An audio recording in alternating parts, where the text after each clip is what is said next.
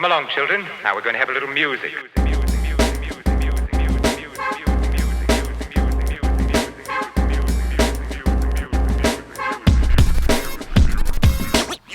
Yo, what's good, guys? Welcome back to First Cut. My name is Andres. I am here with the crew, Wikum and RB3, here to break down the new Hulu original film, Prey.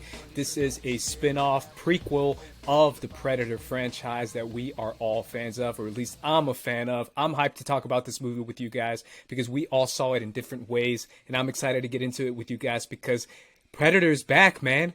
I've been watching these movies forever. I remember watching these, at least the ones I've seen in theaters, not obviously not the 1981 with Arnold Schwarzenegger, but when it comes to Predators, when it comes to the last Predator movie that RB3 you infamously didn't like, I know that I'm excited to talk about this new one with you. Let's just get right into it, man. So what we're going to do, guys, is we're going to talk about the movie non-spoiler at first, and then at the very end we'll probably touch upon a little bit of light spoilers, nothing crazy, just a couple action sequences that we appreciated if you've already seen the movie. Since this is a streaming movie, I feel like that's a fair way to review the movie. You know, most people can just tune in to Hulu and watch it. I feel like that's fair. So let's do it that way. Let's start with you, Wikum. What did you think of the movie in general? In general, overall, I think it was a good time, you know. It was definitely a Predator movie, you know what I mean? Like, a lot of the similar themes and kind of structure of a Predator film, you know. There's a Predator, there's a protagonist, watch them survive, you know? And I think it kind of felt like buying a new video game where it's like kind of the same game, but you get a new skin, like the skins are different. So it felt like a Predator movie with like a Native American skin twist on it, which I thought was pretty cool. It really made me want to play the third Assassin's Creed that was set in like the Civil War with the Native Americans. And it was a good time overall. But I would say, like, would I have, if I went on Hulu and, like, you know, watched it on a movie night or a date night, would I have been like, oh, that was a good time? Yes, but like, did I think it was a great movie?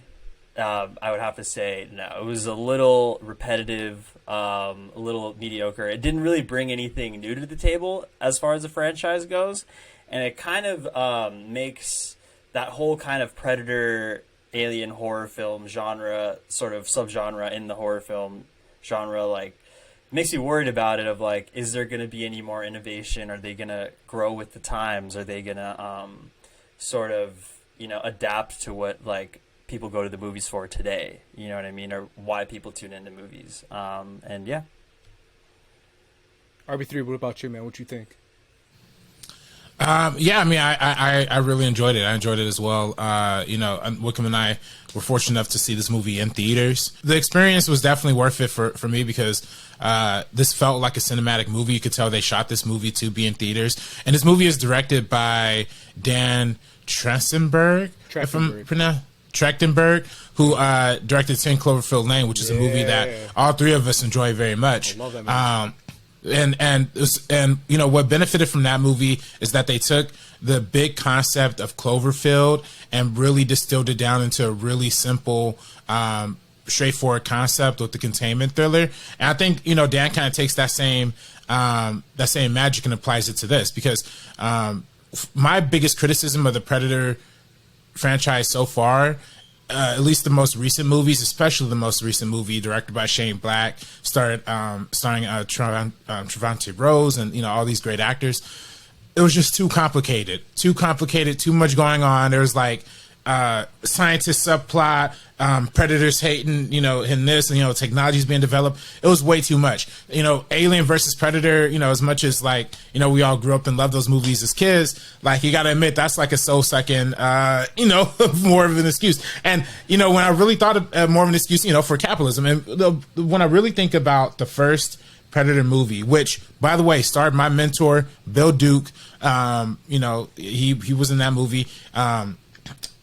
It was a very simple survival film. Like, it was just set in the jungle, set in one location for the most part, and just these military guys going up against the Predator. So what I really enjoyed about this is that it really returned the franchise back to that OG concept, but then made it more organic and more authentic and more, I guess the new part of it is like Wikum said, is the Native American aspect of it, right? Exploring what I believe is the Comanche Nation. They really explore that in a really interesting way. And I think, they explore interesting aspects of like colonialism, colonization, but overall the whole concept of man versus nature is right at its core, and it's prime time. So I really enjoy it for that.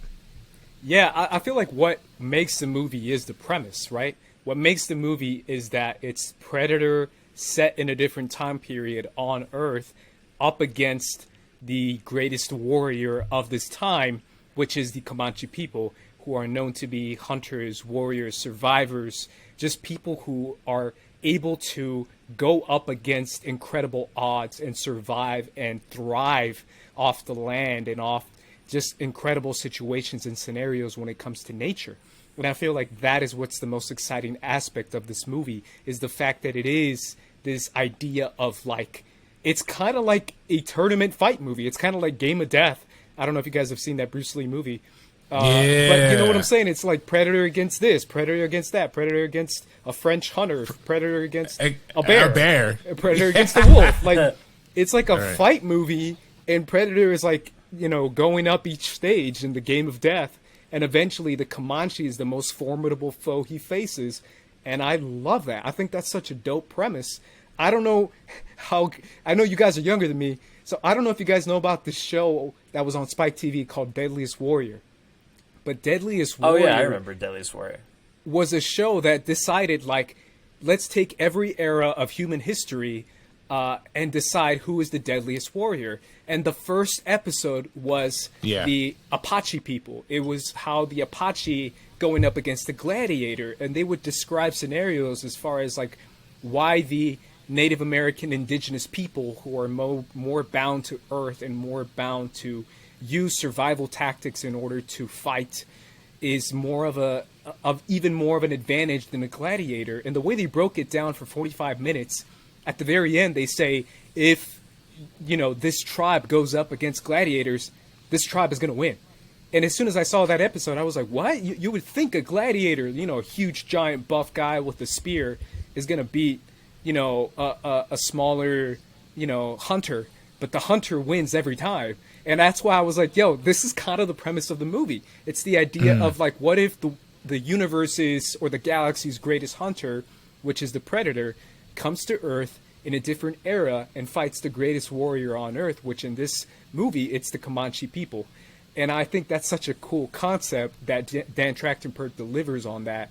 And it lives up to that, because all we kind of want to see is a fight film. That's kind of what we get, is we just see the Predator fighting different people. And I can't lie, I don't know about you guys, but when I saw the Predator going after each animal, I thought it was funny, but I thought it was kind of cool to, like, root through the animal. I saw Come on, this, bear. That's what I was saying. And like, I was like, because I saw this, in my laptop, full disclosure. I know you guys saw it in theater, so I can talk. And I talk a lot of crap. And just like, because I'm a fight fan, I watch a lot of UFC. I'm just like, yo, come on, bear, fuck him up. Come on, bear. Come on, bear. And he was just like grabbing on him and the wolf. And I was just like, it's a fun, versus film is kind of what it is. And I really enjoyed that, because I do feel like what makes the movie and what sets the movie apart is the Comanche people, and putting the Comanche people in that high regard, as far as like, in this era, it is realistic that the Comanche people would be the most formidable foe to go up against the Predator. And I think that's really cool. Just like they were the first, just like indigenous people were the first people in the Americas, they were also the first people to murder some predators. Yeah. And that's what this movie showed us. And I think that was, and I think honestly, they showed how trash regular guns like those muskets that everybody was using and effective for a predator was, but how simple tricks like plants and spears, all these spears like were so much more effective against this. So they got really, really creative. I thought the action sequences were really, really creative. And the biggest fight at the end against the Predator versus our lead star, who the name of the actress, Amber Midthunder. Yeah, Amber Midthunder. She was that was what I was looking forward to the most, because even though she was smaller, she out survived like literally everybody up at the movie up to that point, even her own brother. So I thought her arc was really incredible throughout the story.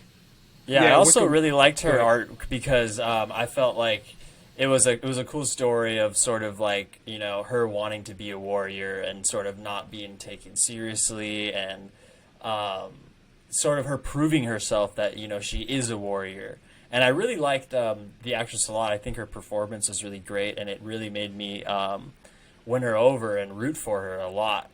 And I gotta say, my favorite sequence that I enjoyed the most was when her was, I won't get too specific, but in the middle of the movie, there's a part in a forest with a lot of trees where the predator kind of goes berserk on a large group of people.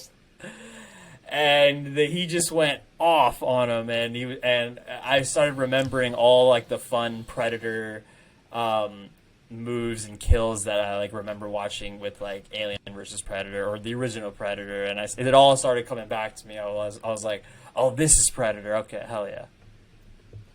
Which is so funny because I walked out to use the bathroom right before that scene started. So like that just got captured by these colonizers. I was like, all right, maybe I'll take like, they're gonna do a monologue or whatever. Go to the bathroom, come back. Literally, the entire forest is wiped out. Oh, great! Did you really miss that? Damn, you gotta rewatch that. That's really the best scene in the movie. Kind of like what Wikum is saying, seeing the predator. I like how he was in his bag, literally in his bag. Like dead ass, he was just pulling out weapons, just like, and he just started throwing stuff and then like spinning stuff, and like I was like, yo, this is sick, this is dope as hell. He started like pulling out, like, you know, like, you guys are pulling out guns, I'm gonna pull out my stuff too, and he started just like throwing knives and throwing hatchets, and I thought it was so cool. That's definitely the best part of the movie, and that's a cool way to show you what the Predator's tool bag is. And what kind of weapons he's dealing with. Again, similar to like a Deadliest Warrior type thing, where they talked a lot about weapons and how that's a very important factor. And like what you said, RB3, how muskets are like useless to a predator. It's like basically nothing. And it's better to use like spears and hatchets and stuff like that. I thought that was a really cool concept, which delivered a really great action scene and a lot of cool moments with the predator. And I thought that's what, sorry, I didn't mean to interrupt, but I thought that's what the filmmakers did a really good job at, you know, highlighting those individual tools. So it was like great economy of story. That way, when those tools and weapons ended up coming back towards the end of the fight, when she was able to, you know, figure out what ways she can use some against them and some not against them, it was really, really creative. Yeah, I think, again, I kind of want to reiterate this. What makes the movie different, what sets it apart, is the premise. It's the Comanche people, and I think it's beautiful to center around that, not just because it is shining light on the indigenous people who are a powerful people and who have been here for such a long time and who have so much culture and history to their nation and to their people, but also to the fact that they are just like, you know, old school, stone cold, like badasses. Like straight up, no fear, ice in their veins, like straight up ice in my veins, badasses. Like even the kind of the a-hole Comanche guys, they were still kind of like dope when they were just kind of like going up against it. You guys remember that very first scene when they go up against the predator? As soon as they see it, I was like, run! And they were like, let's go, fam, let's go! And I was just like, these people are wild. They're and dope. They held it down for a cool minute too. They held it down for a cool minute. Yeah, I think that's the best part of the movie, which kind of leads me to another question for you guys. If you guys were making another Predator spinoff in this kind of premise, what warrior would you want the Predator to go up against when it comes to like human history? You know, ninja, a Viking, a samurai, just anything that kind of comes to your head, a freaking Spartan. What are you guys thinking as far as like what would be a dope warrior against warrior Predator movie? I'll start with you, Wikum. You know, I was already thinking it, but it was the first thing you said. My head went straight to ninja. Like I would love to see like feudal Japan, like like that game Ghost of Tsushima. I don't know if you guys ever played that, but it's like It's yeah. Who's that director that does all the Akira Kurosawa, like an Akira Kurosawa, like, you know, feudal Japan, you know, sort of setting would be like amazing. I've actually been wanting Assassin's Creed to even do that. I feel like no one's done like samurai feudal Japan correct. And like to see a Predator go against that would be amazing. It's the best scene in Predators, man. Right? When the samurai homie like you know, takes off his cloak and pulls out the katana. Oh yeah. I don't know have you guys seen Predators? That's like the coolest scene. And yeah, Robert Rodriguez. Let's go. I was just like, let's go, samurai. Cut. I want to see samurai go up against the Predator, man. How about you? I was also gonna say samurai, but since everybody says samurai, let's take it back to the old west. You know, like let's make it a full western at this point. You know, like a full because this was kind of like this was a western in the sense of like it was like a geographically a western and like kind of had a lot of those naturalistic man versus nature aesthetic, but why not have a full on and why not go like Black Cowboys with it? Let's make a Django sequel, Django versus the Predator. How do they fall? That would be my pitch. How do they fall sequel? That's with it. Predator. That's it. With the Predator, they have to go up against that. And you know Netflix will fund that too, so we might have to get them on the phone for that right now. But yeah, I would definitely say either samurai or Old West would definitely be my pick. Yeah, I feel like spoiler wise, unless there's anything you want to spoil, but I feel like the main thing is that Amber really held the movie together. She's an actress who plays the lead in the movie. The story's pretty simple. I agree with what you said, Wikum. It's a very simple story when it comes to like an overall film in general. You don't expect like, you know, something spectacular. Or, you know, groundbreaking. It's more like a survival movie. It's basic. It's a girl trying to prove herself to her tribe and her people. And that's kind of it, but that's kind of all we needed. And I'm just glad that the actress they chose kind of held it down. Any final thoughts on that? I'll leave it to you guys. I thought it was, just like you said, Andres, simple but effective. I think it did a really good job of executing what it was for. To Wickham's point, I don't know necessarily if there is a market for this, like theatrically. Like I do think like I know people's expectations for the spectacle or whatever might be a little bit overblown or something like that. But that being said, though, I do think like having this movie on Hulu is like the perfect alternative because there's 45 million subscribers on Hulu. There's way more people who are going to have eyes on this movie because it's on Hulu rather than it going to theaters, straight to theaters and bombing. Let's have it be an alternative that, you know, we can have that is a nice at-home movie that, like you said, Andres, you could root for at home too. Yeah, and I feel like the sort of market that this is for is after watching the movie, I started seeing a lot of friends and a lot of reviewers post about like how hyped they are for it, like just the concept or just the trailer, because they're already existing Predator fans. They just love the franchise. They love the everything that involves the whole Predator story. Even, you know, some of them that are considered like not universally loved, but like they're just Predator fans ready for another like Predator adventure, you know. So my thing is like, if you're a Predator fan, you're gonna have a really good time. If you're not, you're still gonna have a good time, but the Predator fans are gonna have the best one. Yeah, absolutely. It's a high recommendation on our part. Make sure you guys check out Prey on Hulu. Just check it out. It's like an hour and a half. That's what's crazy about the movie, is like it's so damn short that I feel like it's such an easy watch too. I think the pacing is pretty good, but make sure you guys go check it out. Go support more of filmmakers shining light on indigenous people and indigenous people who have been around for such a long time and who've been killing it in Hollywood forever, but have not really been able to do their own thing as well. And if you watch it on Hulu, you can watch it dubbed as well. You can watch it fully dubbed. Yeah, so you can watch it dubbed in its native language or whatever the language is. Yeah. Shout out to Dan Trachtenberg. Shout out to Amber Midthunder and the entire Comanche people. I think it's a beautiful way to show off their badass ancestry. But either way, guys, those were our thoughts. Make sure you guys check it out. Subscribe to First Cut if you haven't done so already. You can follow me at Squad Leader Ace. Wikum, where can everyone find you, man? can follow me on @Wikum, WIKVM, on all platforms. RB3. Follow me at Director RB3. By the way, guys, for the First Cut crew, we're going to be peacing out, so peace.